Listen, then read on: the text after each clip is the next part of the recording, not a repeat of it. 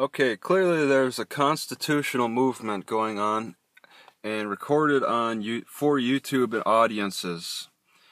Several of the amendments are being challenged for the people to watch and comment on, get upset about. I've seen several of these videos, but they're trying to give a name to this movement because you could call it a social movement. All right, they're just the individuals are taking it in slightly different paths. All right, but to group it into under one name so that it's easily searchable and becomes popular for the audience and easy for the audience to search, you could call it the First Amendment Audits. But I mean, it definitely encompasses other amendments as well. All right, you see the Second Amendment people doing their audits, walking around with a rifle in public and getting harassed by the cops for that in whatever state allows you to open carry gun. Okay, you got the Fourth Amendment audits where people are getting the police are demanding IDs from their video recorders. Okay, Fifth Amendment audits, just maintaining your silence.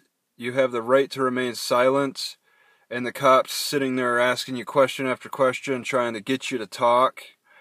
It's a whole constitutional challenge, but if you call it a constitutional amendment, then it may not be so searchable. It doesn't quite have the ring as the First Amendment audits, because since it's a YouTube uploading community that's doing the work and stuff, to focus on the First Amendment is probably more attractive to do. But yeah, I question some of these interactions, because it does seem like a lot of the cops are not exactly focusing on your video. You might be standing outside a government building recording it, and the cop approaches you, maybe not exactly because you're just holding a camera. You could just stand out there without holding a camera. Test that. Security will probably come out and ask, why are you just standing out here? They'll at least ask that and find out why that is. And then start demanding your ID and you to explain yourself and your background or whatever. That turns into a Fourth Amendment audit, which almost, to me, that's why I'm making this video, is to question, why don't you call it a Fourth Amendment audit for a lot of these?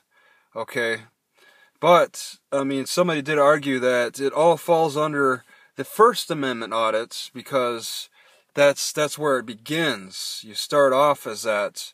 Okay, the Second Amendment audits, they start out as a First Amendment audit. You practicing your right to record in public, and you just happen to be holding a gun as well. But there might be people who want to focus on just the gun part, just to test that out. They might be more interested in that.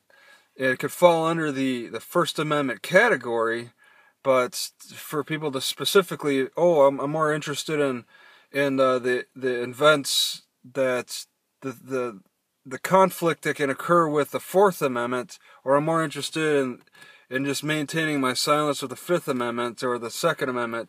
You know, it all starts with the First Amendment, but I'm not sure exactly how big this social movement is. But if it does branch out, then you'd want to get more specific with which approach is more intriguing. And I ask, which approach is more intriguing, or is it just a general the conflicts in general that's interesting to the audience.